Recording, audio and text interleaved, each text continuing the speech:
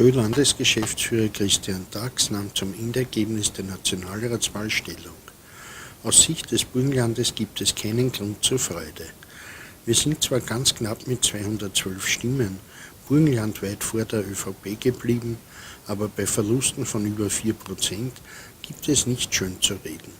Im Hinblick auf die Landtagswahl 2020 werden wir auch über strukturelle Veränderungen innerhalb der SPÖ Burgenland nachdenken müssen. Der Richtungsstreit zwischen dem Burgenland und Wien muss endlich aufhören. Wir brauchen einen gemeinsamen Weg. So Dax.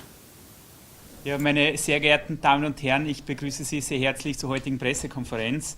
Also seit gestern haben wir das amtliche und finale Wahlergebnis zur Nationalratswahl 2017.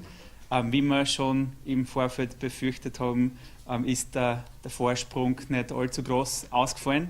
Also wir sind im Burgenland zwar Erster geblieben mit einem leichten bis mittleren Minus von 4,3%. Wir sind nach 212 Stimmen vor der ÖVP Burgenland. Das Ergebnis ist gar nicht schön zu reden, das ist uns durchaus bewusst. Man muss aber auch dazu sagen, wir haben interne Umfragen gehabt im August, wo wir bis zu 4 Prozentpunkte auch schon hinter der ÖVP im Burgenland waren. Daher ist auch unsere Strategie in Richtung Vorzugsstimmen Wahlkampf vom Hans-Peter Doskozil gegangen. Aus heutiger Sicht für mich, und ich glaube, das werden wir auch gemeinsam im Landesparteivorstand, im Präsidium so analysieren, war das die richtige Entscheidung. Das zeigt auch das Vorzugsstimmenergebnis mit fast 28.000 Stimmen.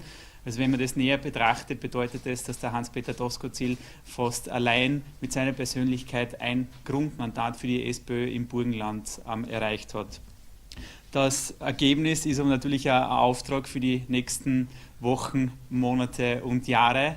Nach der Wahl ist natürlich vor der Wahl. Jetzt haben wir noch eine Woche bis zur Bürgermeisterstichwahl, was sicherlich auch interessant wird. Und dann werden wir uns schön langsam strukturell auch auf die Landtagswahl 2020 vorbereiten.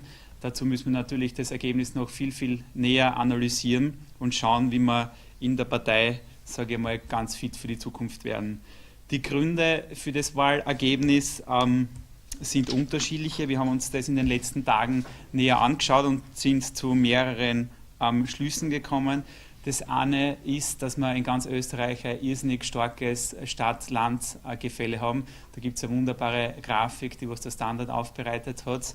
Wer sich die anschaut, sieht auch wirklich den Vergleich von urbanen Zentren und dem ländlichen Raum. So haben wir zum Beispiel in den ländlichen Regionen durchschnittlich ein Ergebnis von 22,4% und den urbanen Zentren doch bei 33,3%, also ungefähr dort, wo das Burgenland ist. Fürs Burgenland heißt es, dass wir trotz schwierigen Verhältnissen, trotzdem wir eigentlich eine rein ländliche Region sein, ein für die Sozialdemokratie sehr, sehr starkes Ergebnis erzielt haben, dass wir unser intern gesetztes Wahlziel, die Nummer 1 der Sozialdemokratien in Österreich zu erreichen, nicht geschafft haben, ist natürlich ein bisschen bitter, gar kein Thema, aber trotzdem müssen wir mit dem Ergebnis, was wir haben, zumindest teilweise zufrieden sein, beziehungsweise scheren wir da ganz klar aus dem Bundestrend in den ländlichen Regionen aus. Ein zweiter Punkt ist definitiv, dass wir es nicht geschafft haben, auch aufgrund, sage ich mal, der objektiven Voraussetzungen im Gegensatz zu Wien, bei den Grünwählern in dem Ausmaß mitzufischen oder zu fischen, wie das die SPÖ Wien gemacht hat. Wir haben auch die Wählerstromanalysen näher analysiert und da hat sich dann doch wieder fast was Erfreuliches gezeigt. Wir haben vom Grünwählerpotenzial im Burgenland 30% abgeschöpft, im Vergleich zu Wien, wo das dann auch wirklich nur 27% waren. Näher betrachtet ist sie bei uns kein Plus ausgegangen, beziehungsweise haben wir das Ergebnis nicht halten können, weil der Pool an Grünwählern viel geringer war, wie auch in den anderen Bundesländern. Und ein Wermutstropfen, was uns ganz besonders wehtut, ist, dass wir fast 10.000 Wählerinnen und Wähler an die FPÖ verloren haben. Das müssen wir natürlich noch viel näher analysieren und da müssen wir schauen, wie wir die zurückbekommen. Das haben auch schon die ersten Nachwahlbefragungen gezeigt, in welchen Wählerschichten wir noch stark punkten können. Und da geht halt hervor, dass wir gerade unser Kernklientel, die Arbeiter und die Angestellten, fast nicht mehr in der Partei halten können. Also es sind nur 19% unserer Kernwählerschichten, die was noch die Sozialdemokratie wählen. Der Großteil, also fast 60%, ist da schon zur FPÖ gegangen und das wird einer riesengroßen Diskussion der österreichischen Sozialdemokratie bedürfen, wie wir diesem Phänomen entgegenwirken können und wie wir die Sozialdemokratie fit für die Zukunft machen können. Wenn man sich die Länderergebnisse im Detail anschaut, sieht man, wie ich schon gesagt habe, stark das Gefälle und wir schaffen es in den ländlichen Regionen überhaupt nicht mehr, dass wir vorn bleiben. Es gibt nur mehr 3 Bundesländer, oder ich glaube jetzt mit Oberösterreich, die haben die Freiheitlichen noch überholt, wo die SPÖ nicht an letzter Stelle liegt, also an 3. Stelle hinter den anderen, sage ich jetzt schon mal, Großparteien.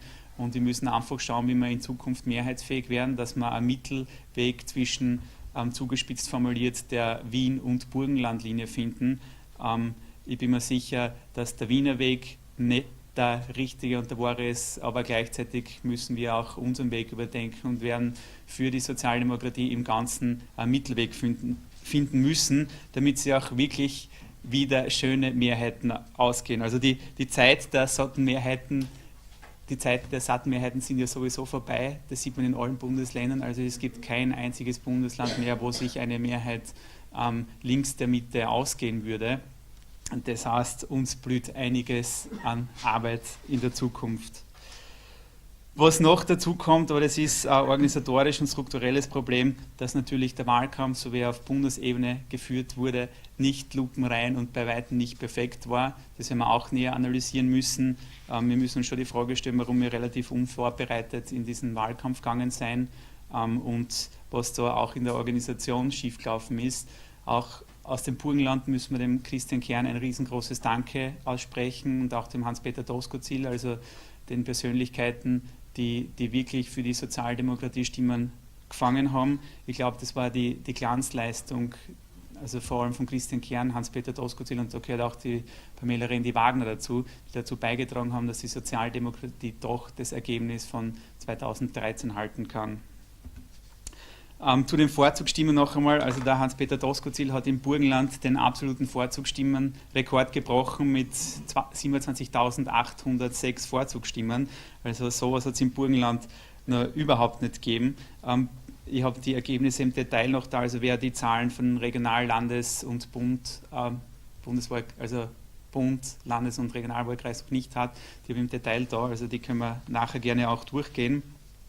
Und auch unsere anderen Kandidaten haben nicht schlecht abgeschnitten. Der Erwin Breiner mit 5.336 Stimmen hat ein sehr, sehr passables Ergebnis und überhaupt auch im Bezirk Eisenstadt ist die Lisa Vogel mit 1.633 Stimmen auch sehr gut dabei und das ist für uns wieder erfreulich. Da hat es einen netten Bericht im Kurier gegeben, die was das Ergebnis der ÖVP im Burgenland analysiert haben und den Verdienst der Gabriele Schwarz zugerechnet haben. Wir haben das näher analysiert. Also bei uns wird die Gabriele Schwarz eher im hinteren Feld mitspielen und selbst in Eisenstadt hat unser Lisa Vogel mehr Vorzugsstimmen wie die Gabriele Schwarz geholt. Also sie wird unserer Analyse nach nur einen sehr geringen Beitrag zum Wahlergebnis der ÖVP beigetragen haben. Also Vorzugsstimmenkaiser ist im Burgenland der Hans-Peter Doskozil. Er hat fast jede zweite SPÖ-Stimme im Burgenland bekommen. Es hat uns nochmal bestätigt, dass wir den richtigen Weg gegangen sind mit dem Vorzugsstimmenwahlkampf. Er ist eine durch und durch im Burgenland bekannte Persönlichkeit und ja, über Spekulationen, wie es in Zukunft weitergehen wird oder sonst was, ist schon einiges in den Medien angestellt worden, aber ich bin fest davon überzeugt, dass er in den kommenden Jahren im Burgenland eine sehr, sehr große Rolle spielen wird. Was wir noch gesehen haben, ist, dass wir die Wahl in Wahrheit, ich sehe es als kleine Niederlage für ganz Österreich, für die Sozialdemokratie gemeinsam verloren haben. Wir werden uns auch gemeinsam hinsetzen müssen mit allen Bundesländern. Wir müssen eine gemeinsame, einheitliche Linie wiederfinden für die kommenden Jahre und werden dann in Zukunft auch gemeinsam wieder alle Wahlen gewinnen. Das gesagt, nach der Wahl ist vor der Wahl. Nächste Woche die Bürgermeister-Stichwahl. Wird nochmal sehr, sehr spannend für uns, wie das dann tatsächlich ausschaut. Ich bin optimistisch, dass wir die Bürgermeisterpartei bleiben werden, auch wenn es nur knapp sein wird, aber davon gehe ich jetzt einmal aus. Und ab heute beginnen gleichzeitig die Vorbereitungen für die nächsten 2,5 Jahre und für die Landtagswahl 2020.